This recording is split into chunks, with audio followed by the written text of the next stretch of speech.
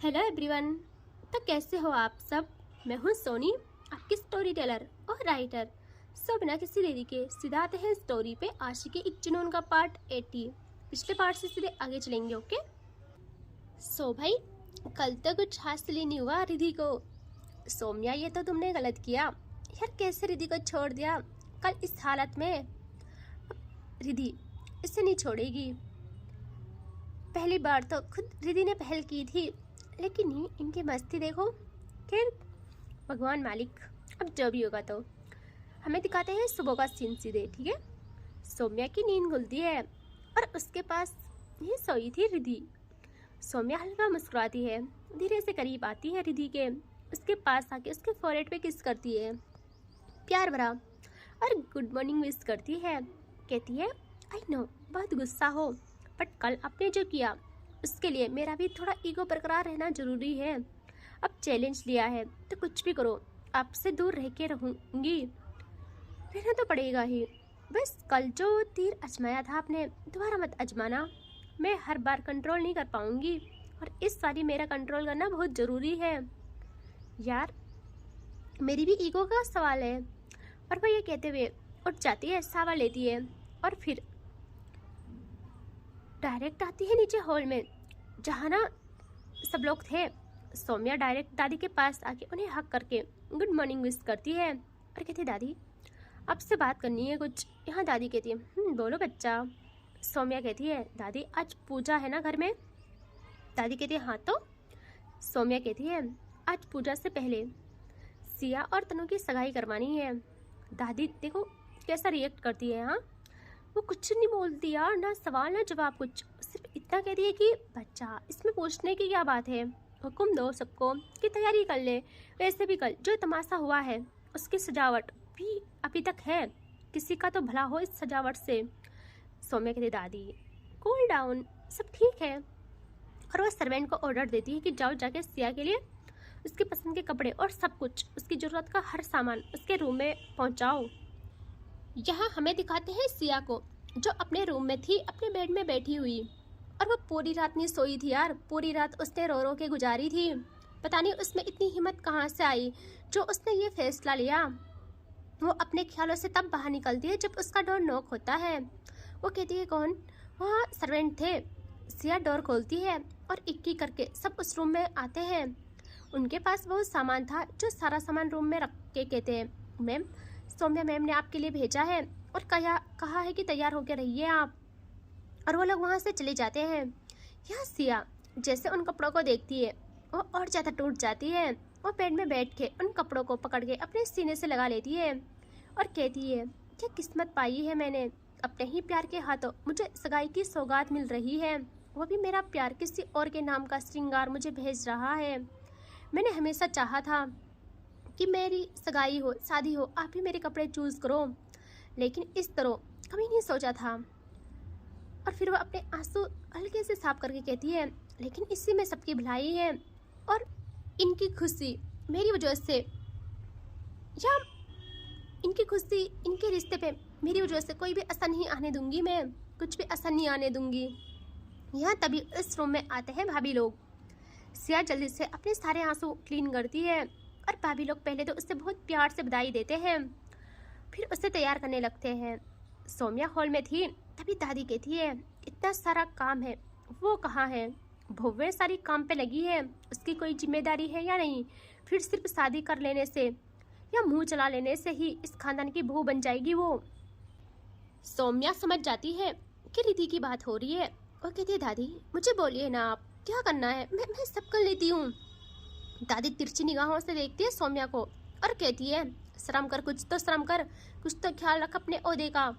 भाई लोगों को देख, अपने कितने काबू में रखते हैं अपनी बीवी को।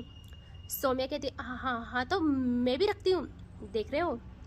दादी तिरछी निगाहों से अगेन देखती है सौम्या को और कहती है, काबू में, और तुम मुझसे रखती हो या वो तुम्हें। सौम्या दांत दिखा के कहती है, बात तो एक ही हुई ना दादी, और वो मेरी रानी है, उनका हर हुक्म सर आँखों पे। दादी कहती है, धिक्कार है तुझ पे, हमारी नाक कटा दी तुमने। सौम्या कहती है, ओके दादी, आपको बता के रहूँगी मैं कैसे कैसे काबू की जाती है बीवी। देखना आप, आप बिल्कुल भी टेंशन मत करें, मैं अपनी आन शान को कम नहीं होने दूंगी। दादी कुछ और कहती है। तभी सीढ़ियों से नीचे आती है तनु, जो फुल तैयार हो रखी थी। इतनी स्मार्ट लग रही थी ना यार, क्या बोलूं। चेहरे पे इतनी खुशी ना कि उसकी खुशी उसके चेहरे के नूर को और ज़्यादा निखार रही थी। यह दादी के पास आती है वो, और दादी ना उसे प्यार से सीने से लगाती है उठ के। हाँ, और एक भाभी को कहती है, बहू जाओ पूजा की थाली लाओ। तनु देखती है उन्हें। यहाँ दादी जैसे सेम सौम्या के लिए उन्होंने की थी ना, वैसे ही तनु की आरती करती है, उसे टीका लगाती है और फिर बुलाए लेती है तनु की। तनु थोड़ा इमोशनल हो जाती है। यहाँ दादी उसके गाल पे प्यार से हाथ रख के कहती है, बच्चा गलत बात ऐसे मुंह नहीं बनाते हैं। मैं जानती हूँ आपको घर वालों की याद आ रही होगी, और आपसे ज़्यादा आपकी होने वाली बीवी को, लेकिन हम भी आपके घर वाले ही हैं, ठीक है। मैं दादी हूँ आपकी। आज के दिन उदास नहीं होना, बिल्कुल भी नहीं, समझे। यहाँ तनु को यकीन नहीं आता कि ये दादी है। तभी दादी कहती है, अरे वाह, लो आ गई आपकी होने वाली बीवी। और जैसे तनु सुनती है, उसकी दिल की रिदिम हिल जाती है यार। वो जल्दी से देखती है सीढ़ियों पे, और दूसरे ही पल उसका हाथ उसके दिल पे चला जाता है, आंखें बंद हो जाती है। यहाँ सौम्या उसके कान के पास आके कहती है, अबे बस कर, वरना अभी कैंसिल कर लूँगी तुम्हारी सगाई। और तुम्हें पता है ना, सिया सबसे ज़्यादा मेरी बात मानती है।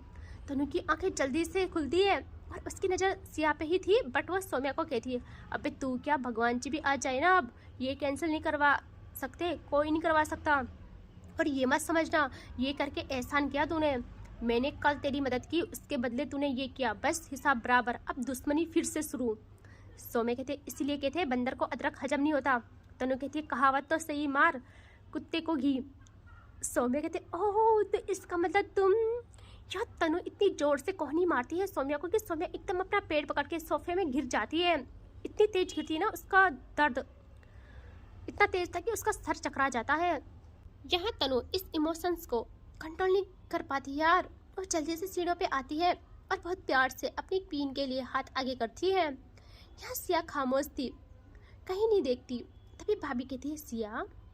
सिया अब जाके उनकी आवाज़ पे होश में आती है और देखती है तनु को, जिसकी खुशी उसकी आंखों में मोती बन के चमक रही थी। यार कितना भी छिपाने की कोशिश करे, लेकिन तनु की आंखों में समुंदर ठहरा था, जो बेताब था हदें तोड़ने के लिए। सिया अपने कांपते हाथों को तनु के हाथ में देके उसकी मोहब्बत मुकम्मल करती है, लेकिन उसमें इतनी हिम्मत नहीं थी वो सौम्या को देखे। आगे देखती तो शायद उसका जो खुद पे इतना कंट्रोल किया है वो ख़त्म हो जाता। उसकी नजरें झुकी थी, और यहाँ तनु बहुत प्यार से सिया को सोफे तक लाती है और उसे वहाँ बिठा लेती है। यहाँ पंडित जी भी आ गए थे, वो दोनों पे शगुन का धागा बांधते हैं और बस रिंग की थाली लाते इनके पास। तनु देखती इधर उधर और कहती, रिधि कहाँ है, उसके बिना थोड़ी होगी मेरी सगाई। यहाँ सौम्या को इतनी तेज मारा था तनु ने कि उसने अभी भी अपना पेट पकड़ा था और दर्द में थी वो। तभी छोटी भाभी कहती है, ओह माय गॉड। सब देखते हैं भाभी को और कहते, इससे क्या हुआ। यहाँ भाभी का मुंह खुलेगा खुला रह गया था और आंखें ऊपर सीढ़ियों पे। यहाँ सब कहते, क्या हुआ बताओगी। भाभी कहती, रिधि, वो रिधि। यहाँ सौम्या जैसे सुनती है वो प्रॉपर बैठ जाती है और कहती, क्या हुआ भाभी।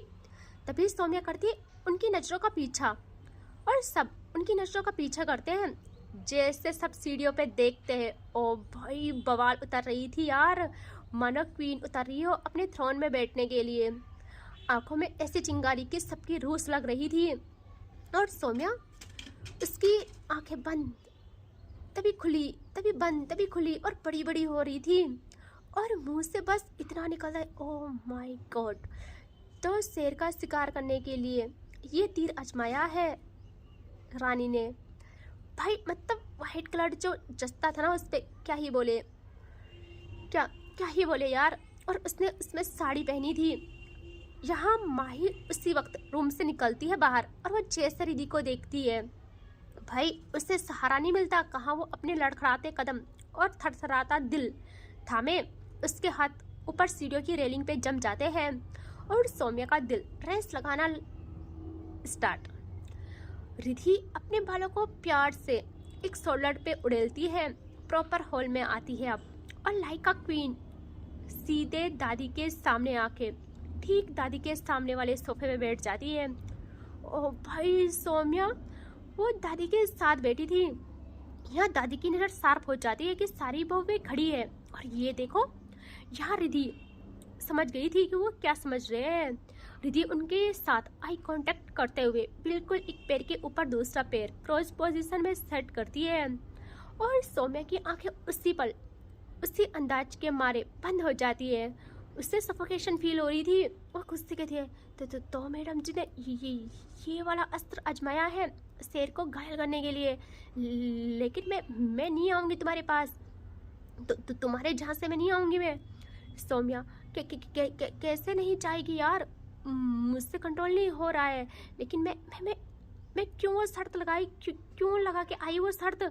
मैं ही बेवकूफ़ थी, खुद अपने ही पैरों पे कुल्हाड़ी मारी, पैरों पे नहीं सर पे कुल्हाड़ी मारी है मैंने। वो खुद से ऐसी बड़बड़ा रही थी अपनी बातों में। यह दादी के अंदर जो आग लगती है ना ये अंदाज देख के कि मेरे सामने इस अंदाज में बैठ गई, बाकी सारी बहुएं हाथ बांधे खड़ी है और अब कोई कुछ टाइम के बाद पंडित जी कहते हैं कि रिंग पहनाना शुरू कीजिए। सिया को रिंग दी जाती है। सिया के हाथ अभी भी कांप रहे थे और ना ही वो कहीं देख रही थी, सिर्फ नजरें झुकाई हुई। फिर जब उसके हाथ में रिंग आती है जो उससे तनु को पहनानी थी, वो अब पलके उठा के देखती है तनु को सामने। उसका हकीकत सामने था, बाकी तो सब ख्वाब था। सच में तनु जैसे सिया की आंखों में देखती है, उसकी आंखों में ठहरा समुद्र सारी बंदिशें तोड़ देता है और सिया जैसे तनु के आंसू देखती है, उसी पल उसकी आंखें बंद हो जाती है और उससे वो प्यार दिखता है जो किसी और से करती थी वो, और कोई और उससे कर रहा था। वो खुद से कहती है कि अब मैंने तुम्हारे नाम की रिंग पहनी है, मैं तुमसे गद्दारी नहीं करूँगी, जिसकी हो गई बस उसी की रहूँगी। और दूसरे ही पल आंखें खोल के वो प्यार से तनु के हाथ में रिंग पहना लेती है। यहाँ सौम्या की नज़र सिर्फ रिधि पे थी और रिधि तो उसे देख भी नहीं रही थी। यहाँ तनु के दिल में जो ठंडक पड़ती है ना क्या बोले, वो भी सिया को रिंग पहनाती है और उसके हाथ पे हल्का किस करती है और सब लोग तालियां बजाते हैं और तनु आज इतनी खुश थी जिसकी कोई हद नहीं। यहाँ रिधि अब उठ जाती है और आने लगती है इनकी तरफ। तनु भी जल्दी से उठ के रिधि को हक करती है। रिधि उससे बधाई देती है और दोनों बेस्ट फ्रेंड थे ना बचपन से, तो बहुत इमोशनल मोमेंट था ये। तनु कहती है तो तुम्हें भी बधाई हो रिधि। और अब दादी कहती है तो सगाई संपन्न हुई, आओ पूजा पूरी करते हैं। और सब लोग पूजा घर में जाने लगते हैं। यहाँ रिधि आगे जा रही थी, सौम्या का कंट्रोल खोते जा रहा था रिधि को देख के, उसकी वॉक, उसकी टॉक, हाय उसकी वो नजाकत। वो जल्दी से रिधि का हाथ पकड़ के उसे पीछे खींचती है अपने करीब और सब लोग आगे चले गए थे और रिधि घूरती है सौम्या को। सौम्या कहती है क्या यू इग्नोर क्यों कर रही हो मुझे। रिधि कहती है हाथ छोड़ो मेरा, छूना भी मत मुझे।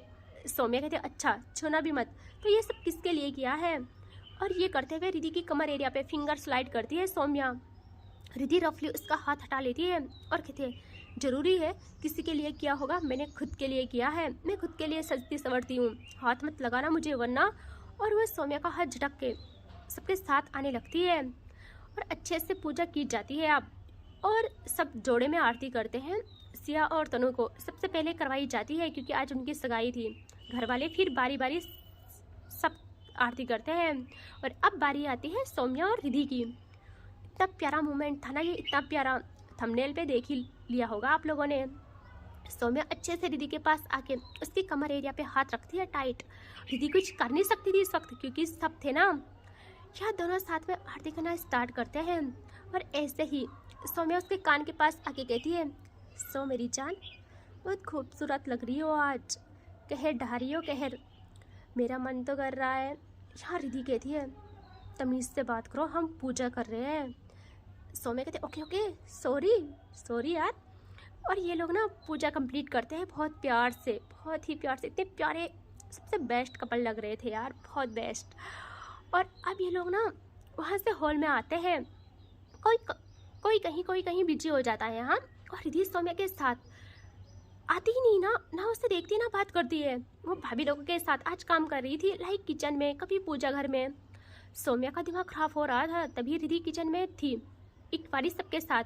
और सौम्या ना जल्दी से उठ के कहती है दादी मैं पानी पी के आती हूँ। हाँ, दादी कहती है जाने की ज़रूरत नहीं है, यहीं बुलवा लो, कोई पानी लेके आ जाएगा। सौम्या कहती है दादी भूख भी लगी है, देखती हूँ ना क्या क्या बन रहा है।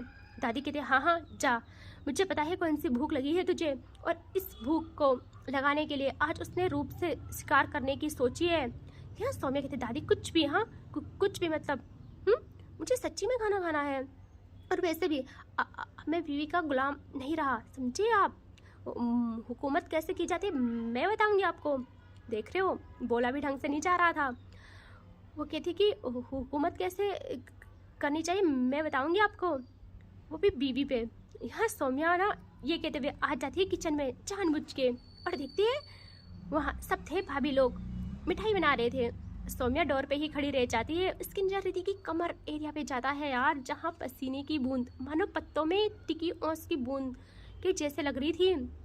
इसके बाल गर्मी से किचन की तपिश में इसके गालों पे चिपक रहे थे, और रिद्धि का पल्लू अपनी कमर एरिया में कसा हुआ था। हाय, सौम्या के हाथ कांपने लग जाते हैं कि कब वो रिद्धि को टच करे, और उसके कदम आगे बढ़ते यहाँ उसके शोल्डर में कोई हाथ रखती है और कहती है सुंदर है ना। सौम्या की नज़र रिद्धि की कमर पे थी, और सौम्या कहती है बहुत खूबसूरत। तभी वो कहती है छूने का मन कर रहा है। सौम्या कहती है छूने का, अरे मेरा मन पहली बार अपनी रानी को रुलाने का कर रहा है। यहाँ वो कहती है लेकिन नहीं रुला पाओगी, क्योंकि रिद्धि कैसी खूंखार है पता है ना। सौम्या कहती है अरे इसी बात का तो घमंड है उन्हें। तभी वो कहती है कमर देखो। सौम्या कहती है मेरी नज़र वहीं है, बस कुछ कमी रह गई है। तो वो कहती है क्या कमी है।